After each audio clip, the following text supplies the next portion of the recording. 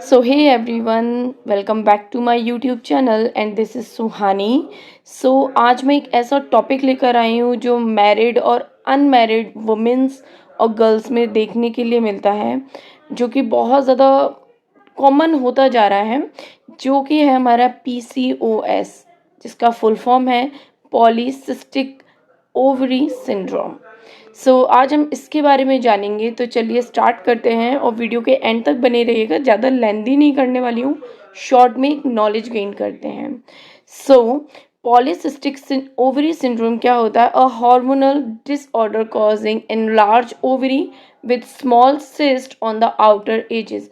ये एक hormonal disorder होता है जिसमें क्या होती है, ओवरीज का जो साइज होता है वो बढ़ जाता है. ओवरीज वह पार्ट होता है फीमेल रिप्रोडक्टिव ऑर्गन का जहाँ से एग फर्टिलाइज होते हैं या बनते हैं, जहाँ से एग बनता है और फर्टिलाइज होकर वो आगे प्रेगनेंसी कंसीव करता है और फीटस में चेंज होता है. उसमें क्या हो जाता है, स्मॉल सिस्ट भी हो जाते हैं, ओवरी बड़े हो जाते हैं और जो सिस्ट है वो आउटर एजेस पर, यानी जो किनारी है, किनारी बोलते हैं, उस पर हो जाते हैं. The cause of polycystic ovary syndrome isn't well understood but may involve a combination of genetic and environmental factors. इसमें बोल रहे हैं कि इसका मतलब क्लियरली नहीं पता कि किस वजह से हो जाता है, क्लियरली नहीं अंडरस्टूड कर सकते हैं, बट इसमें हमारा जेनेटिक और एनवायरमेंटल फैक्टर इंक्लूड होता है जो ये PCOS का कॉज होता है. तो अब आइए PCOS का हम जो सिम्टम्स हैं उनके बारे में जानते हैं.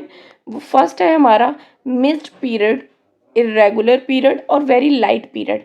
यानी कभी कभी किसी किसी मंथ में जो आपके मेंसेस होंगे या पीरियड्स होंगे वो मिस हो जाएंगे, इरेगुलर रहेंगे, यानी आपका जो डेट रहता है वो चेंज हो जाएगा, और वेरी लाइट पीरियड्स रहेंगे. ठीक है.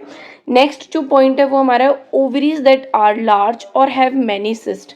या तो ओवरीज जो है वो बड़े हो जाएंगे, उनका साइज इंक्रीज हो जाएगा और उन पर बहुत छोटे छोटे या नॉर्मल साइज के सिस्ट भी हो सकते हैं उनके ऊपर. सिस्ट यानी गांठें जिनको बोलते हैं, लंप जैसे पड़ जाना. एक्सेस बॉडी हेयर ग्रोथ ज़्यादा होने लग जाएगी, इंक्लूडिंग चेस्ट पर, स्टमक पे, बैक पे, फेशियल हेयर. ये सारी चीज़ें जो बैक हेयर होते हैं उनको हर्सिटिज्म बोलते हैं. ओके. नेक्स्ट जो है हमारा वेट गेन हो जाता है बॉडी में, स्पेशली जो हमारा बेली या एब्डोमेन एरिया है, यहाँ पर जो होता है गर्ल्स में या वुमेन को जिसका भी ये प्रॉब्लम होता है, उनके फेशियल हेयर ग्रोथ या बॉडी हेयर ग्रोथ के साथ साथ में एब्डोमेन जो वेट है वो गेन हो जाता है.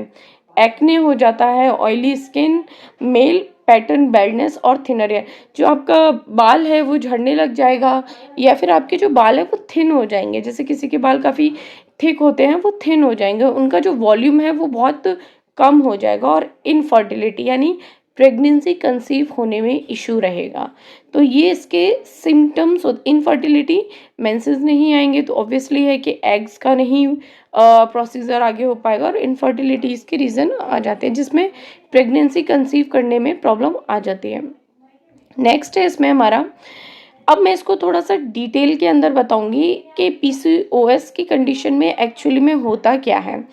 पॉलीसिस्टिक ओवरी सिंड्रोम PCOS बोलते हैं जिसको, is a condition in which ovaries produce an abnormal amount of androgens, male sex hormone that are usually present in women in small amounts. इसमें बोल रहे हैं women के अंदर small amount में जो एंड्रोजन्स होते हैं, मेल सेक्स हार्मोन, वो प्रोड्यूस होने लग जाते हैं एबनॉर्मल अमाउंट में. एक स्मॉल अमाउंट में जो रहते हैं वो एक रेगुलर रखने के लिए होता है एंडोक्राइन सिस्टम में, और जो हमारा एक्सोक्राइन सिस्टम होता है उसमें. बट इसमें क्या होता है, एक एबनॉर्मल अमाउंट में वो एंड्रोजन्स होते हैं वो प्रोड्यूस होने लग जाते हैं. The name polycystic ovary syndrome describe the numerous small cyst. यानी वहाँ पे फ्लूइड फिल्ड सैक, मैंने बोला ना, लम्ब या गांठें जिनके अंदर फ्लूइड फिल्ड अप रहता है वो बन जाते हैं. That form in the ovaries. Ovaries के अंदर, मान के चलिए ये आपका ओवरी है, तो यहाँ पे जो इनकी किनारी होंगी इनमें ये हमारे इस तरीके से सिस्ट बन जाते हैं जिनके अंदर फ्लूइड फिल्ड अप रहता है. However some women with this order do not have cyst. किसी किसी वुमेन में ये सिस्ट नहीं भी होती हैं, बस ओवरीज का साइज बढ़ जाता है. While some women without the disorder do develop cyst. और किसी किसी के ये होने के बिना भी ये ना भी हो फिर भी सिस्ट फॉर्म हो जाती है। तो अलग अलग डिसीज़ कंडीशन बॉडी ये सारा मैटर करता है, जिसमें जेनेटिक और एनवायरमेंटल फैक्टर काफ़ी अफेक्ट करता है। Thank you for watching this video. Bye bye, take care.